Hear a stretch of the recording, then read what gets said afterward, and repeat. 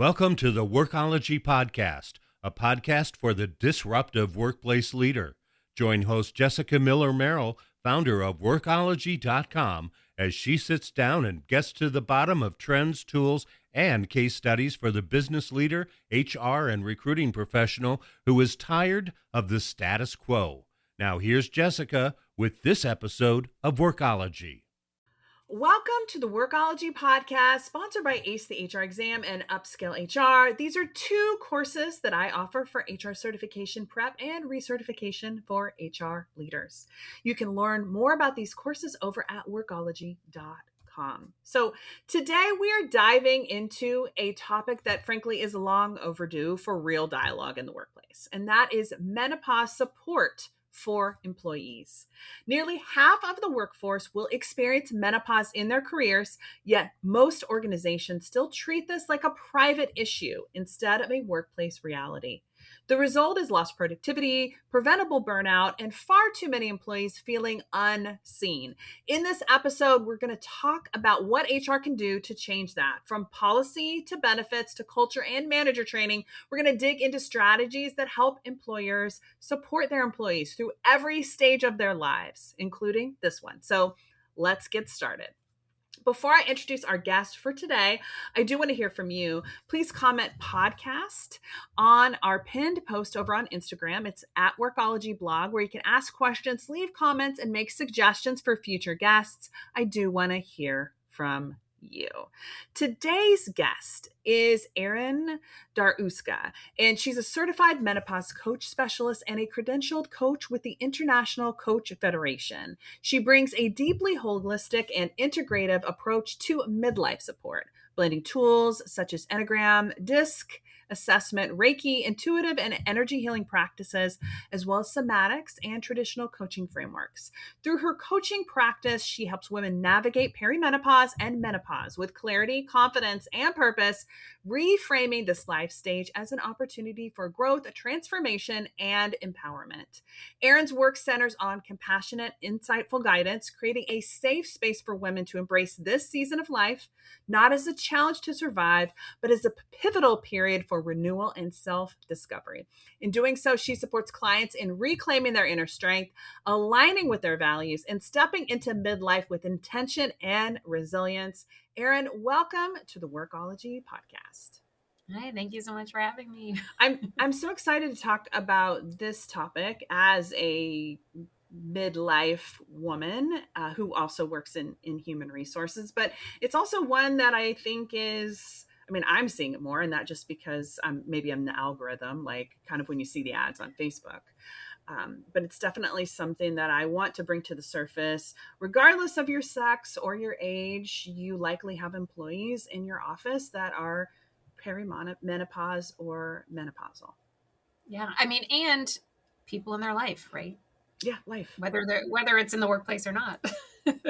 So if you're a partner of somebody who's in this age range, this might be good for you. Many HR leaders still see menopause as a personal issue rather than a workplace one. From your perspective, what are the most effective ways to build awareness and help normalize conversations about menopause in the HR community? Yeah, it's a great question. And I think it's funny considering if you look at the demographic of who works in HR, it's a lot of people my age, a lot of midlife ladies that work in HR. And yet it's still not talked about that much. And I'm with you. I don't know if it's my algorithm as well, because this is the work that I do. I have my day job in HR and then the menopause coaching on the side.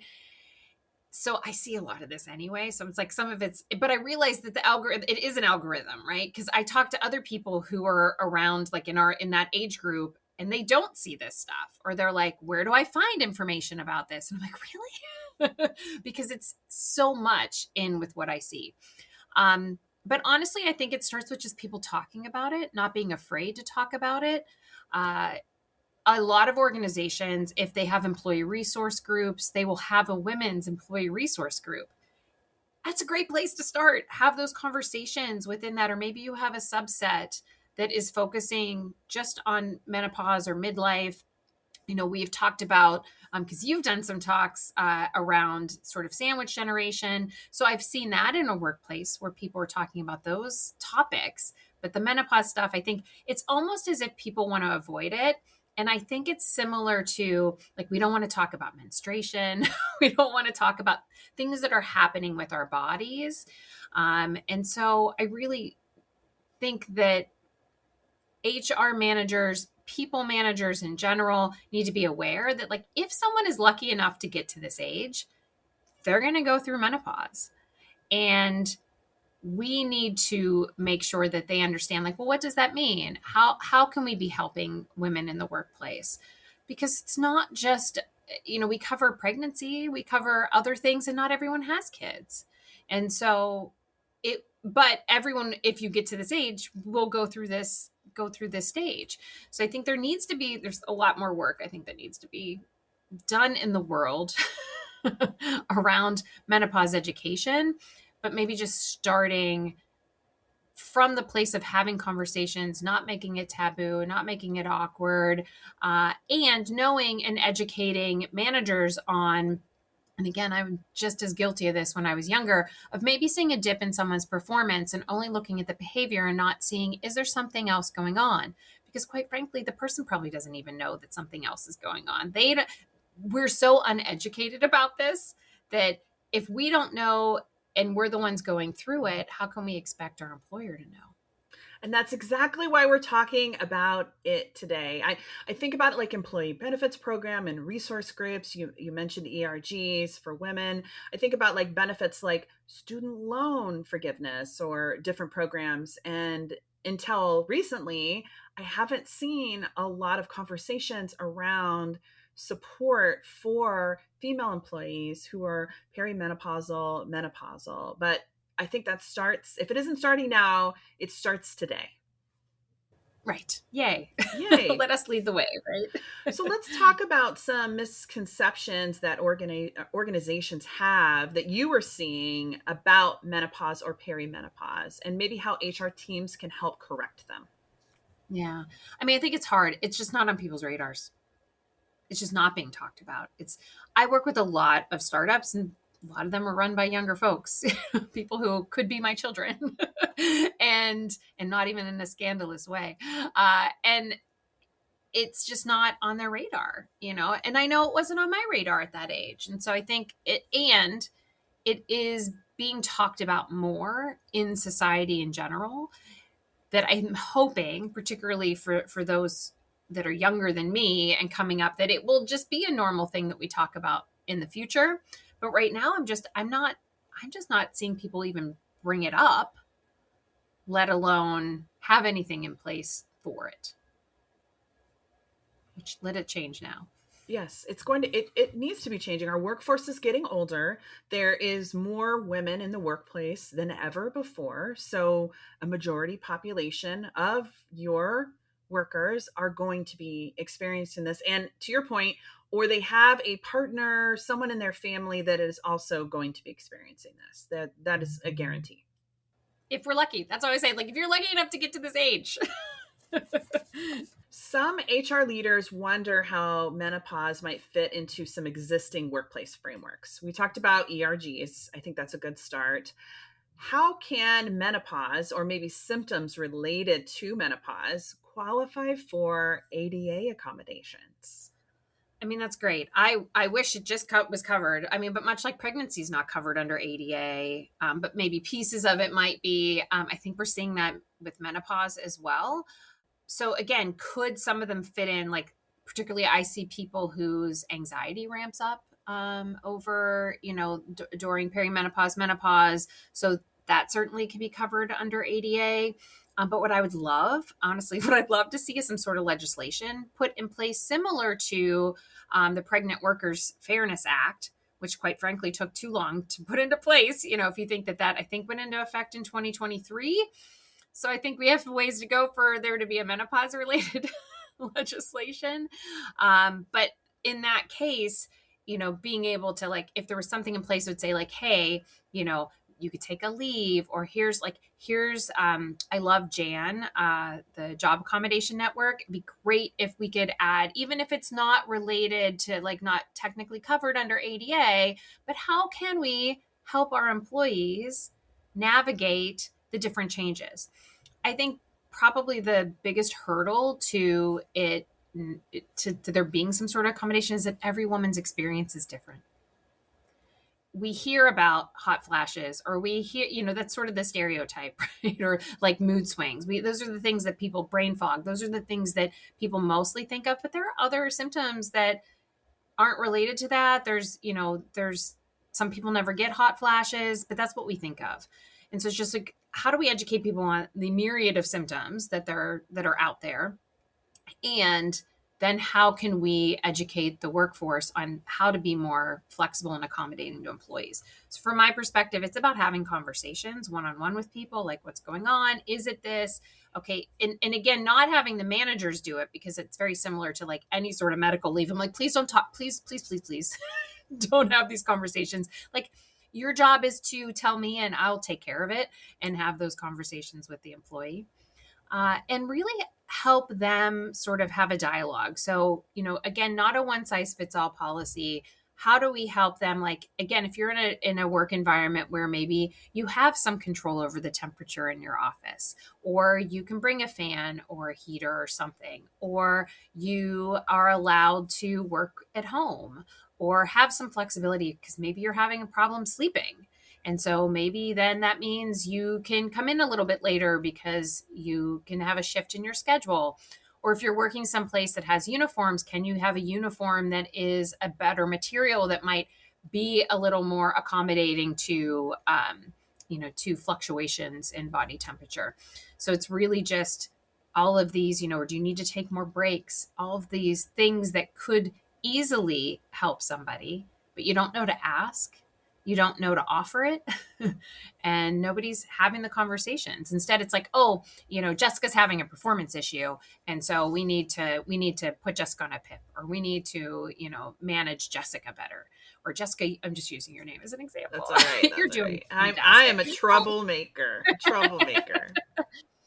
But, or like Erin's having an issue, she used to be so on top of it, and she's dropped the ball on a few things.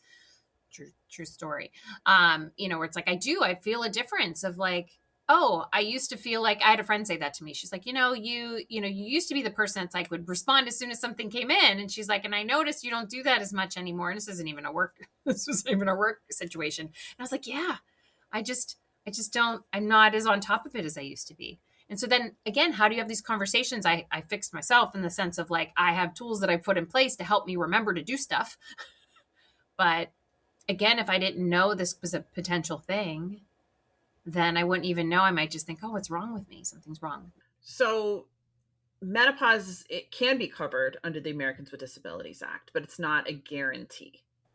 I don't think technically it is covered under ADA. It is, there may be symptoms or pieces of it that could be covered, but is how I like to approach HR. I like to still cover things anyway, of like, all right, listen, you need help. How can this isn't going to cost us anything. Like, it's for most things, right? Like flexible schedules, things like that. So I would rather explore the conversation with someone than just outright say, no, this isn't covered under ADA, so we don't need to do it. I do see some employers that take that approach, but I like to take a more human-centered approach, particularly when I'm consulting with clients, to say, you know what, like, well, let's figure out what is possible. How can we help this person? And that's going to create goodwill, right? That's going to allow someone to be like, oh, wow, my employer actually took care of me. I know there's a few changes that are coming, and I'll mention these quickly, and I'll put some more resources in the show notes of the specific episode. States like Rhode Island are they're moving forward with changes for reasonable accommodations related to menopause and other related conditions. It's mostly states like New York and Massachusetts that are kind of making small changes in this way, but it's still relatively new. Relatively new. Well, and then you get California, who's one of the most progressive states in the country, who declined any sort of menopause, accommodations sort of things. So I'm sure there'll be a lawsuit coming soon in the next 24 months that might shift Yeah. perspectives. So look for those kind of changes forthcoming. Many employers assume their EAP already covers topics like menopause. But that's not always the case either, because a lot of people just kind of say, hey, EAP is the solution for all. What should HR leaders look in their EAP offerings, and maybe what might typically be missing in this area? Yeah. I mean, certainly EAPs have free counseling, right? So there could be things that, and again, I love therapy. So, if you're talking to somebody, then that person can still help you cope with some of the more sort of maybe the symptom things that are happening, or just in general, right? Like how you're feeling about aging and going through this process and a loss of fertility, again, depending on your perspective. And, if you wanted children and you can't, and now that window's closing, that might bring up something different. And then, just again, all the things that come with this. But I think in general, again, counseling, do they have referral services to different, groups, or is your is your benefit package in general covering telehealth for, programs like, I think it's MIDI that does like telehealth related to menopause support. I personally am lucky enough to be able to afford to go to and have found a menopause practitioner who doesn't take insurance. She works with my insurance, but she doesn't take insurance. So I have to pay, a fee for that. And I'm lucky enough that I can afford to do so. But I was talking with a friend who couldn't. And so she was able to, through her health insurance, to get telehealth and be able to still get the care that she needed. In this case, she was choosing to go into, to take some hormones. But again, her regular primary care didn't cover that. Looking at things through, I love menopause.org. They have amazing resources, both for sharing with employers, sharing with managers on what kind of support can be available. So that's another good place to start for people, is like, even if you took those resources and put them on your intranet that made it accessible for your employees to see it. So then you're not sort of hiding from it. It's out there. And so again, for me, it really comes down to educating women, because often we don't even know.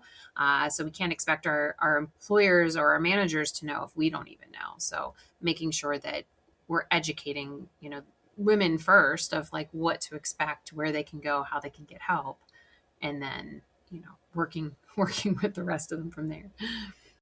Let's take a reset. This is Jessica Miller-Merrell. You are listening to the Workology Podcast, powered by ACE the HR Exam and Upskill HR. Today, we are talking with Erin Daruszka about menopause support for your employees. Let's get back to it. Let's talk about ERGs, those employee resource groups. We mentioned those a little bit earlier. They're starting to add menopause to the conversation, you've said. And what are some best practices for opening maybe doors, ERG and beyond, that help make your employees feel supported and inclusive in this area? Yeah. I mean, one, I think, is just to start talking about it, start having those conversations. I think menopause is having a moment right now in media. So it's at least out there a little bit more, because you have celebrities that are talking about it, and bringing that more top of mind. So it's not as hidden. I mean, I think back to when I was in college and all I heard about was like, hormones are bad. And I just remember thinking to myself, like, oh, I wouldn't want my mother to go, and my mother would have been in that age range at the time. Like, oh, I don't want her doing that.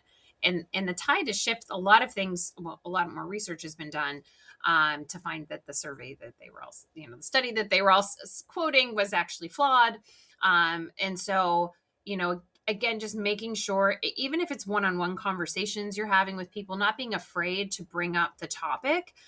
Again, I would love to see an ERG that's just for midlife ladies, and so that could include menopause. It could include other things that are happening for people at this stage, whether it's, they're empty nesters for the first time, and they're taking care of aging parents, but then menopause being a part of that as well.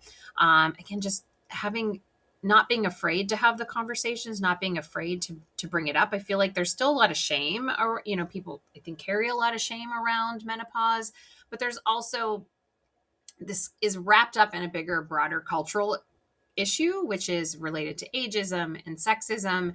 And I think there's a lot of times where, women are reluctant to bring these things up because I don't want to draw extra attention to myself, right? Like, maybe you don't know I'm 50. Mm-hmm. And now I'm telling you I'm 50. Now you might look at me differently. Or maybe you were going to have me do something and now you're like, I don't know, because she's 50. And, having that like anxiety around, I don't want to draw attention to factors that people could use then to potentially discriminate against me, that I don't even want to bring it up. So again, I feel like people are just reluctant to talk about. So we need to create these safe spaces where people can have those conversations without any fear of retaliation. And again, ergs are great places to do that because oftentimes they're sort of, put it in air quotes, like closed, right?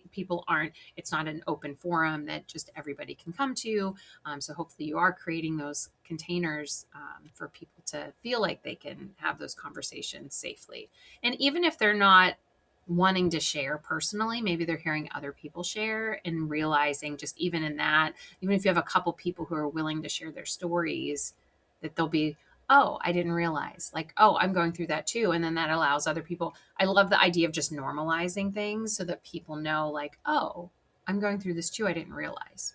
And that is exactly why we're here talking about this today. When I think about like the demographic of HR professionals, predominantly women,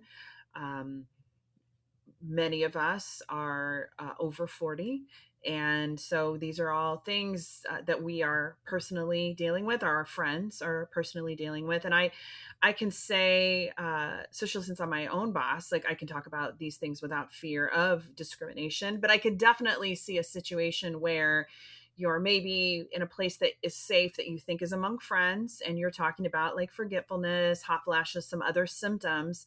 And then later on, that could get back to your boss, or maybe your boss happened to be in the room or whatever. And you don't want those things to be used against you in a way that would hurt your career. Right. So, or maybe you work with people who are a lot younger so that you don't feel like they're going to relate or understand. Or maybe you're one of only a few women in the workplace, in which case you would probably feel less likely to even want to share and bring further attention. Speaking of that unwanted attention, and then managers, because those kind of are hand in hand. Managers often don't know how to handle sensitive related health information in conversations. Do you have any guidance for HR teams about how to train managers to respond with empathy while respecting privacy? And this could be menopause related or not. Right. Yeah. I love to train managers on this. And normally my main talking point, and so this is what I tell HR to tell like their managers, is that, they don't need to have these conversations. They need to be aware that maybe there's some other stuff going on. And in which case, then go to your HR partner and say, hey, I think something's going on with Erin. Do you mind reaching out to her? Or, hey, this is happening. Like, here's what I'm seeing. Do you mind having the conversation? Or, hey, Erin came to me and said that she's having hot flashes at work. I didn't want to talk to her. I don't know what to say to her. Like, can you talk to her? Sure. So allowing HR to handle those sensitive conversations is one. But like I always tell the managers, because again, I'm training the frontline managers, is that, respond with empathy, as you're saying, saying, hey, thank you for bringing this to my attention. I didn't realize that something was going on. I'm going to have HR reach out to you. I always say to them to tell them that HR is going to reach out to them, because typically what a manager will say, well, just go reach out to HR. Then the employee probably won't. So again, taking that proactive step to say, hey, I'm going to have HR reach out to you. And then HR coming back and reaching out to the employees like, hey, your manager, had shared some stuff's going on. Like, I just want to let you know, sort of, we have a bunch of different leave programs. We have different options. Want to help explore that with you. And really, telling the managers, one, to stick to the facts and to not share the information outside of that conversation with the employee. The other thing I like to say to managers is it's not your story to tell. So even if like someone's pregnant, this is often the conversation that I'm talking about. Like if someone comes to them and says, oh, this employee's pregnant, I don't know what to do. And I'm like, okay, And, let's talk about how the employee wants to share that. It's like they're telling you because you're their manager and you need to know, but not everybody needs to know right now. And sure, at some point, very likely people are going to be able to tell. But, again, not your story to tell. Let them tell their own story. We don't want to diagnose people, right? We don't want to be like, well, it's the thing that you normally hear about, sort of the stereotype in the workplace. It's like, oh, someone's PMS, right? So again, you don't want someone to be like, oh, they're menopausal right now. Steer clear of Erin. She right? is, she's menopausal right now. And so, yeah, you don't want that to happen either, right? We don't want it to be, because again, this could relate to, you're going to end up with an age claim, right? You're going to end up with some other sort of discrimination on your hand. So don't diagnose people. Don't be like, oh, is it this? Like, it must be this, right? Just like with any other medical condition. And so just being open to say, hey, I think the difference with like pregnancy is, in absolute terms, I took a pregnancy test, I'm pregnant. Sure. And here it is. Perimenopause, this to menopause, it could be like 10 to 15 years of your life. You don't really know when it starts. You don't sometimes, like in my case, like I found out sort of afterwards. So I was dealing with stuff that I didn't even put 2 and 2 together, and then found out afterwards that I was postmenopausal. And then you're like, oh, all that stuff makes sense now. And so again, I'm not expecting even the employees to know what's happening. So that's why the education's a great place to start. So in general, I just tell managers, not your story to tell, get HR involved, thank the person, thank you for coming to me. Thank you for sharing. I'm going to have HR talk to you because they know all of our benefits and resources, and, have HR reach out to the employee versus putting it back on the employee to reach out, because it probably, if the employee's coming to you, it took a lot for them to do that to begin with, very likely. And then to be like, okay, well, now you need to go talk to somebody else. It's just better to have somebody reach out to them. So leading with empathy, most important. Yeah. And then confidentiality, private information, private, but showing respect. And then, as you're saying, make that like follow up with HR so that they can reach out, because maybe that was all the energy and the vulnerability that person could use muster for the year so it just a quick Slack message or a note to the HR pro that manages or supports the team, I think is a great suggestion, because that way you're not making incorrect assumptions or not providing the complete picture of resources that the company has available. Yeah. What do you wish that maybe more HR leaders understood about the impact menopause can have on an employee's work experience? And if you have any examples of companies that are getting it right for us. Well, I wish that both women and leaders realize that, this is inevitable. Like if you were lucky to live this long, this is going to happen, and that it's okay. Like it's normal. It's fine. And because we have no issues talking about pregnancy in the workplace, because, and not everyone wants to have kids. Not everyone has children. Yet again, if you live this long, you will go through menopause. So therefore it is a workplace issue. If you're still working, and what's interesting is, right, at this age, sometimes we're at the height of our career.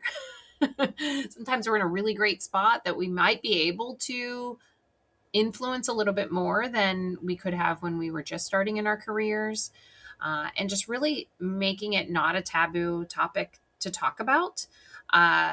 There's a lot of organizations that, again, I work with some really small companies, so they're not necessarily on their radar. But I work with a lot of life science companies, and Genentech, who I don't work with, but very large biotech. They started offering a more tailored menopause program. They got feedback from their employees and started this program that is support both online and live human to human support, but also not just for their employees, but for their employees' partners as well, which I was like, this is amazing that an organization, I mean, they're very large. They have the ability to be able to do that as well. Which is why I was saying, like, I'm always looking for like, what's the easier, cheaper resource to be able to do if you don't have, one, the number of employees that you would have an employee resource group for women, or one that would be specific for menopause. Some of my clients, you'd have one person in that group, right? It's not really a group. But, using the resources that, menopause.org provides that you can then put on your website and share on your intranet to share with your employees. But, if your company does have the means to offer something more where, there could be a portal with digital and on-demand resources and support for employees and their partners, and you're covering the cost of it, it's amazing. Sounds like we'll be hearing more about these type of benefits and programs in the coming months and years. Last question for you. What can HR do to help make the culture that allows employees to feel more comfortable to have, these or any other kinds of conversations? I mean, it starts at the top, right? I mean, you have to have leaders who are open and allowing for these types of conversations to happen. And which for me always goes back to psychological safety. And, when I'm training managers, we talk about that a lot, that you're creating environments where there's trust, where there's no fear of retaliation or no fear of repercussion for bringing up, things that might be sensitive or vulnerable, and that people won't feel like it will be used against them later. Sure. Right. Which is, again, easier said than done. It's like, psychological safety, bing. It's like, no, I wish it was that easy. But, it starts in all those sort of day-to-day interactions, how you're showing up at work, how you're showing empathy, how you're showing care, and then how you're not retaliating, how you are treating people when they bring up issues. Again, education in general. I mean, I'm fortunate enough that I have regular conversations with women who are 10 or 15 years younger than me that I can start to be like, look out for these things. So I can start to educate them so that when it's their time, they know what to look out for, where they can go. But, again, just being able to feel like you can have those conversations, which, again, just starts out in that day-to-day interactions that you have. I often talk about the idea of emotional bank accounts, right? So you're putting deposits in so that when you have to take a withdrawal, you're not left at a negative. We're all, we all have our moments where, we're taking withdrawals. Hopefully you're putting in more deposits than withdrawals. But in those day-to-day interactions with people, it's so much easier to like build that safety in a container. Now you might have psychological safety in a team, but not necessarily in the whole organization. And so I always look at each manager as like, it's your responsibility to create that psychological safety within your team, even if the broader organization might not have that. It's the put your own oxygen mask on first, right? So if you're a manager, put your own oxygen mask, take care of your team, be a good leader for your team and the people on your team. And then hopefully that will influence others around you. And hopefully you're working for an organization that is supporting those and rewarding that behavior. Because that's the other thing. What's getting rewarded, is the behaviors that people are exhibiting that are showing psychological safety being rewarded versus it's like, get out of my way, competition, I don't care, like if you aren't giving me something, then you're not worth anything. That's very different. That's a very different feel. Yeah. Different culture for sure. Yeah. Yeah. Well, Erin, I just want to say thank you so much for taking the time to chat with us.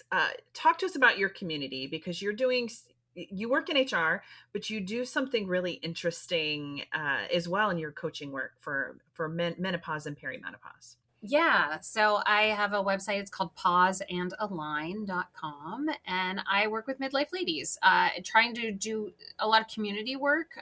So both in the Winston-Salem, North Carolina area, where we'll have in-person groups, but I have 2 other things. I have a virtual version of that as well, which is really just a community of women to get together and be able to sort of share what we're going through. So none of us feel alone. And also I'm doing a book club that is also for midlife ladies. So it's only quarterly. I realize I read a lot, but I realize a lot of other people don't. So I'm only doing it quarterly. So it's like 1 book a quarter. So you have 3 months to read the book. And they're all related to nonfiction books related to the midlife lady experience. Well, we'll link to your website as well as your LinkedIn in the show notes so people can connect with you to ask questions, maybe join the book club and connect regardless of your age or maybe interest levels. So again, thank you so much for your time, Erin. Yeah, thank you. That is a wrap for today's episode. I want to thank Erin Daruszka for sharing her insights and expertise on menopause in the workplace. From raising awareness in HR to creating supportive policies and inclusive cultures, Erin gave us some real practical tips to help employees navigate this stage of life with confidence and dignity. Remember, supporting employees through menopause isn't a nice to have. It's a business imperative. It's a retention strategy, and most importantly, the right thing to do to support our employees in all stages of life. If you want to learn more about Erin and her work helping women turn midlife challenges into opportunities for growth, you can check out her website at pauseandalign.com. Thank you also for joining the Workology Podcast, sponsored by Upskill HR and Ace the HR Exam. This podcast is for the disruptive workplace leader who's tired of the status quo. I'm Jessica Miller-Merrell, and until next time, visit Workology.com to listen to all our Workology podcast episodes.